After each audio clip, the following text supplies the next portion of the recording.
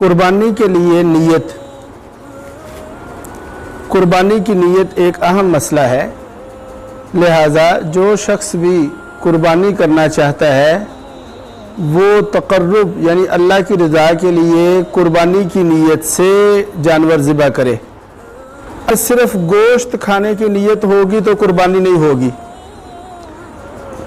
इसी तरह जो बड़े जानवर हैं जिनमें 7 हिस्से होते हैं, अगर उन 7 हिस्सों में से कोई एक भी हिस्सेदार की सिर्फ गोश्त खाने की नीयत होगी, कुर्बानी या तकर्रुब की नीयत नहीं होगी तो किसी की भी कुर्बानी नहीं होगी। और इसी तरह जो छोटा जानवर है वो भी ज़िबा करते वक़्त जिसकी कुर्बानी है, जिसने कुर्बान करना है उसे वो ये नीयत करे कि मैंने तकर्रुब की नीयत की।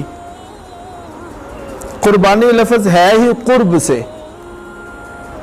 इसी तरह बड़े जानवर के हिस्सेदारों में अगर किसी ने वलीमा की नीयत की है, अकीका की नीयत की है, कुर्बानी की नीयत की है, तो कुर्बानी के जानवर में अकीका की नीयत से हिस्सा डालना, वलीमा की नीयत से हिस्सा डालना, कुर्बानी की नीयत से हिस्सा डालना, कुर्बानी ठीक हो जाएगी, जायज़ होगी। सिर्फ गोश्त खाने की नीयत से जानवर ज़िबा करने से कुर्बानी नहीं होगी, ये नीयत दुरुस्त नहीं है। एक जानवर में या एक हिस्से में एक ही नीयत की जा सकती है, या कुर्बानी की नीयत कर लें, या वलीमा की नीयत कर लें, या अकीका की नीयत कर लें।